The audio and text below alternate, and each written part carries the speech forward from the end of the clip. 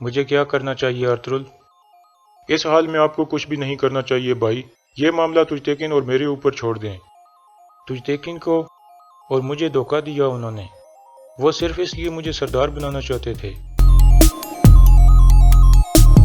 رک جاؤ، اس کے پاس کوئی نہیں جا سکتا، سخت حکم ہے۔ بھائی ہم اسے تھوڑا سا پانی دیں گے اور چلے جائیں گے۔ یہ یہاں کیا کر رہے ہیں؟ گمستیکن بے، اگر آپ اجازت دیں تو ہم دوان کو کچھ پانی پلانا چاہتے ہیں۔ تمہاری یہ جرت، تم ایک سزا یافتہ مجرم کو پانی پلانے کی اجازت مانگ رہے ہو؟ السلام علیکم ناظرین، اس قسط کے آغاز میں ارطغرل تجتیکن کو کہتا ہے، جب تک میں گمستیکن کو اپنے جال میں نہ پھنسا لوں تم اپنے والد اور والدہ کے قاتلوں کو ایک اور رات کے لیے برداشت کر لو، اور وہ منحوس عورت جسے تم ماں کہتے ہو اس سے مسکرا کر ملنا اور گمستیکن کی بھی اطاعت کرنا۔ آج رات وہ بہت خوفزدہ ہوں گے اور کچھ بھی کر سکتے ہیں۔ اتنے میں سنگرتیکن وہاں پہنچتا ہے اور بتاتا ہے کہ سلجان صحیح سلامت قبیلے روانہ ہو گئی ہے۔ پھر تجتیکن ارطغرل سے کہتا ہے، تم نے ایک دفعہ میری جان بچائی تھی اور اب میرے قبیلے کو بچا لیا ہے، تمہاری مدد انمول ہے۔ سنگرتیکن کہتا ہے، اب ہمارا صرف یہ مقصد ہے کہ گمستیکن اپنے جرائم کا اعتراف کر لے۔ ارطغرل کہتا ہے، اگر ہم نے ایسا کر لیا تو یہ ہمارے لیے بہت بڑی جنگ جیتنے کے برابر ہوگا۔ دوسری طرف سلجان خوشی خوشی واپس قبیلے میں پہنچ گئی تھی اور اس کا سامنا گونجا گل سے ہو جاتا ہے۔ سلجان کہتی ہے، اس قبیلے میں تمہارے دن اب پورے ہو چکے ہیں، بہت جلد تم اپنے انجام کو پہنچ جاؤ گی۔ گونجا گل کہتی ہے، تم کیا بکواس کر رہی ہو دوبارہ؟ سلجان کہتی ہے، تمہیں جلد ہی پتہ چل جائے گا۔ تھوڑی دیر بعد ارطغرل اور تجتیکن بھی واپس قبیلے پہنچ جاتے ہیں۔ تجتیکن حائمہ خاتون سے کہتا ہے، یہ میں نے کیا کیا پھوپھو؟ جن لوگوں پر ہم نے یقین کیا اور انہیں اتنی زیادہ عزت دی انہوں نے ہی ہمیں مار دیا۔ میری آنکھیں اور دل کیسے یہ سب کچھ نہیں دیکھ سکے؟ اب میرے اندر اتنی بھی طاقت نہیں ہے کہ میں اپنے آپ کو سردار کہہ سکوں، حتیٰ کہ انسان کہہ سکوں۔ سنگرتیکن کہتا ہے، اپنے آپ کو سنبھالو تجتیکن بے، ایسا کرنے سے کچھ حاصل نہیں ہوگا۔ پھر حائمہ خاتون کہتی ہیں، میں نے ان کو اپنے ساتھ بٹا کر کھانا کھلایا، یہاں تک کہ میں اپنے بیٹے گندوگدو کی شادی گونجا گل سے کرنے والی تھی اور انہوں نے ہماری یقین اور اعتماد کو توڑ دیا۔ اگر ارطغرل نے ہمارے دلوں کو نہ کھولا ہوتا تو ہمارا حال اس سے بھی بہت برا ہوتا۔ اب صرف ایک اور دن ہمیں برداشت کرنا ہے۔ پھر ارطغرل کہتا ہے، اب وقت آ گیا ہے کہ ہم اس اندھیرے سے نکلیں اور انصاف کا انتظام کریں۔ اتنے میں سلجان اندر داخل ہوتی ہے۔ حائمہ خاتون فوراً اس سے گلے ملتی ہیں اور پوچھتی ہیں، تم کیسی ہو؟ سلجان کہتی ہے، میں بالکل ٹھیک ہوں، میں نے آیت اللہ کے بازو پر کائی قبیلے کا نشان لگا دیا ہے۔ پھر تجتیکن سلجان سے معافی مانگتا ہے۔ دوسری طرف آیت اللہ ابھی تک ادھر ہی بیٹھی ہوئی تھی اور اپنے زخم کو دیکھ رہی تھی۔ اتنے میں گونجا گل وہاں پہنچتی ہے اور پوچھتی ہے، کیا ہوا پھوپھو؟ آیت اللہ کہتی ہے، میں ان سے ثبوت حاصل نہیں کر سکی اور وہ دونوں بھاگنے میں کامیاب ہو گئی ہیں۔ بانو ججک وہ ثبوت ارطغرل کو دے دے گی، ہمیں ہر حال میں ایسا ہونے سے روکنا ہوگا۔ سلجان کو مرنا ہوگا اور کوئی راستہ نہیں ہے، اصل مسئلہ ارطغرل کا ہے، گمستیکن بے کو اسے بھی مارنا ہوگا۔ گونجا گل کہتی ہے، کیا یہ آسان ہے پھوپھو؟ کیسے ہوگا یہ؟ آیت اللہ کہتی ہے، تم مت بھولو کہ تم ایک مارگریو کی بیٹی ہو گونجا گل، ارطغرل یا کوئی اور شخص گمستیکن سے نہیں بچ سکتا۔ ابھی ہمیں فوراً جا کر تمہارے بابا کو آگاہ کرنا ہوگا۔ دوسری طرف گندوگدو بھی واپس قبیلے میں پہنچ جاتا ہے اور اس کے دماغ میں سعادت دین کی باتیں گونج رہی تھیں۔ پھر وہ حائمہ خاتون کے خیمے میں پہنچتا ہے اور کہتا ہے، سعادت دین نے آپ سب کو سلام بھیجا ہے اور گمستیکن بھی بہت جلد یہاں پہنچنے والے ہیں۔ اب وہ مارگریو بن گئے ہیں، اس لیے ہمیں اچھے طریقے سے ان کا استقبال کرنا ہوگا۔ لیکن گندوگدو کی باتوں کو کوئی بھی سنجیدہ نہیں لیتا، جس پر وہ کچھ حیران ہوتا ہے۔ پھر حائمہ خاتون کہتی ہیں، بیٹھو بیٹا، ہم نے کچھ چیزیں تمہیں بتانی ہیں۔ گندوگدو بیٹھ جاتا ہے۔ دوسری طرف آیت اللہ اور گونجا گل بھی واپس خیمے میں پہنچ گئی تھیں۔ آیت اللہ کہتی ہے، ہم نے پہلے بھی کئی مصیبتوں کا سامنا کیا ہے اور بچ گئے ہیں، اب اس مشکل سے بھی نکل آئیں گے۔ دوسری طرف گندوگدو پوچھتا ہے، خیر ہے؟ ایسا لگ رہا ہے جیسے ہمارے قبیلے پر منگولوں نے قبضہ کر لیا ہو۔ تجتیکن کہتا ہے، کاش کہ ایسا ہو جاتا۔ پھر گندوگدو کہتا ہے، یہ تم کیا کہہ رہے ہو ماموں کے بیٹے؟ تجتیکن کہتا ہے، مجھے اپنے بابا اور والدہ کے قاتل کا پتہ چل گیا ہے۔ سنگرتیکن کہتا ہے، آپ کو غفلت سے جگانے کا وقت آ گیا ہے بھائی۔ گندوگدو حیران ہو کر ارطغرل کی طرف دیکھتا ہے اور کہتا ہے، یہ کیا ہو رہا ہے ارطغرل؟ کیا تم نے دوبارہ کچھ کیا ہے؟ پھر وہ سب گندوگدو کو پورا واقعہ سناتے ہیں۔ آخر میں ارطغرل کہتا ہے، کل انشاءاللہ گمستیکن کی باری ہے بھائی۔ پھر حائمہ خاتون کہتی ہیں، مجھے پتا ہے یہ جان کر تمہیں بہت برا لگے گا بیٹا، لیکن گونجا گل بھی اس معاملے میں شامل ہے۔ گندوگدو چونک جاتا ہے اور ارطغرل سے کہتا ہے، میں نے تم پر اور اپنی بیوی پر یقین نہیں کیا اور اس منحوس عورت سے میں شادی کرنے والا تھا۔ حائمہ خاتون کہتی ہیں، ہمارے پاس ایسی باتیں کرنے کا وقت نہیں ہے، ابھی ہمیں اس مسئلے کو حل کرنا ہوگا بیٹا۔ پھر گندوگدو کہتا ہے، مجھے کیا کرنا چاہیے ارطغرل؟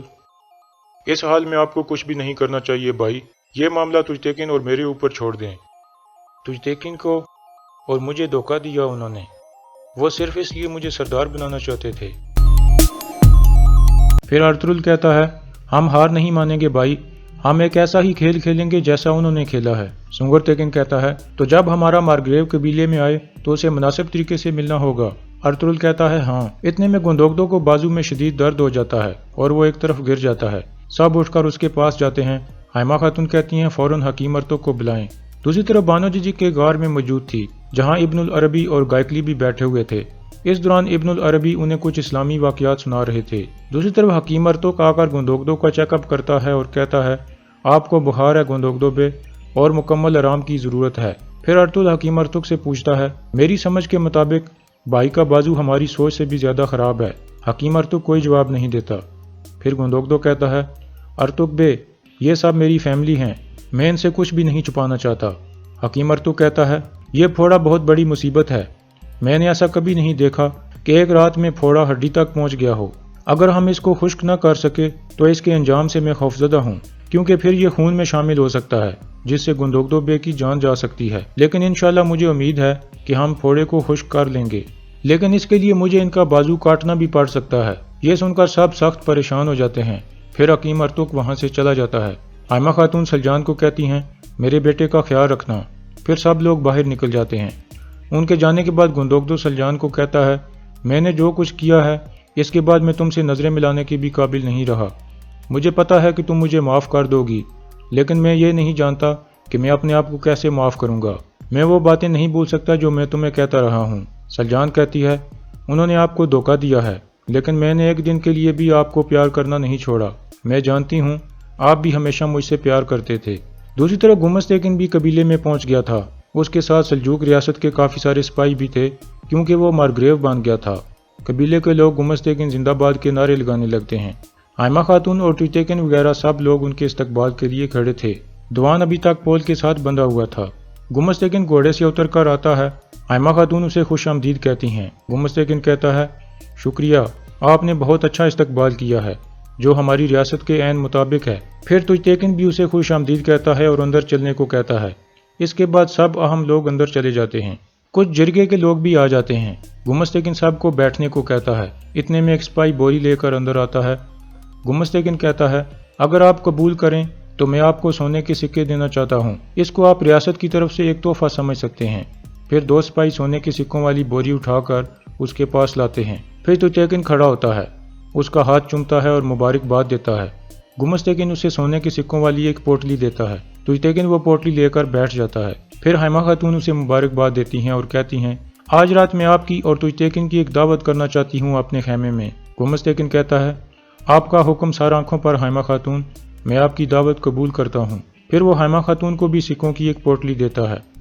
इतने में गुंदोगदो भी वहाँ आ जाता है और सबको सलाम कहता है। फिर वो गुमस्तेकिन का हाथ चूमता है और मुबारकबाद देता है। गुमस्तेकिन उसको भी सोने की सिक्कों वाली पोटली देकर कहता है, ये अपने सिपाहियों के साथ भी बांट देना। फिर सुंगरतेकिन खड़ा होता है और उसे मुबारकबाद देता है। गुमस्तेकिन कहता है, तुमने एक दफ़ा फिर रियासत के साथ वफादारी को साबित कर दिया है। फिर वो उसे भी सिक्कों वाली एक पोटली देता है। सुंगरतेकिन कहता है, ये सिक्के मैं शहीदों के बच्चों के साथ बांटूंगा। फिर अर्तुगरुल की बारी आती है। अर्तुगरुल उसके सामने खड़ा हो जाता है और कहता है, हमने रियासत का मेहरबान चेहरा देख लिया है, अब हम इसका इंसाफ देखेंगे और हर किसी को इंसाफ का सामना करना होगा। यह कहकर वो बाहर निकल जाता है। जिरगे के लोग हैरानगी से उसे जाता हुआ देखते हैं। उसके जाने के बाद तुजतेकिन गुमस्तेकिन को कहता है, अर्तुगरुल जब भी इंसाफ की बात करता है वो अमन को ख़राब कर देता है। फिर हकीम अर्तुग उठकर गुमस्तेकिन को मुबारकबाद देता है। गुमस्तेकिन उसे भी सोने के सिक्कों वाली पोटली देता है। हकीम अर्तुग कहता है, मैं इन सिक्कों को ज़रूरतमंदों के साथ बांटूंगा। फिर जिरगे के बाकी लोग बारी बारी जाकर उसका हाथ चूमते हैं और मुबारकबाद देते हैं।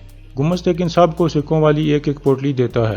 खेमे के बाहर तुर्गत और बामसी पानी वाला एक बर्तन उठाकर दीवान के पास जाने की कोशिश करते हैं। रुक जाओ, इसके पास कोई नहीं जा सकता, सख्त हुक्म है। भाई, हम इसे थोड़ा सा पानी देंगे और चले जाएंगे। ये यहाँ क्या कर रहे हैं? गुमस्तेकिन बे, अगर आप इजाज़त दें तो हम दीवान को कुछ पानी पिलाना चाहते हैं। तुम्हारी ये जुर्रत, तुम एक सजा याफ्ता मुजरिम को पानी पिलाने की इजाज़त मांग रहे हो? اس کے بعد گمستگین سپاہی کو کہتا ہے ان کو فوراً یہاں سے ہٹا دو۔ یہ کہہ کر وہ چلا جاتا ہے۔ سپاہی ان دونوں کو ہٹانے لگتا ہے۔ بامسی کہتا ہے رکو بھائی، آرام سے، یہ پانی پکڑ لو، دوان بہت پیاسا ہے۔ پانی والا برتن پکڑا کر وہ چلے جاتے ہیں۔ سپاہی وہ برتن دوان کے پاس رکھ دیتا ہے، لیکن دوان کے دونوں ہاتھ بندھے ہوئے تھے، وہ ایسے پانی نہیں پی سکتا تھا۔ اور یہاں اس قسط کا اختتام ہو جاتا ہے۔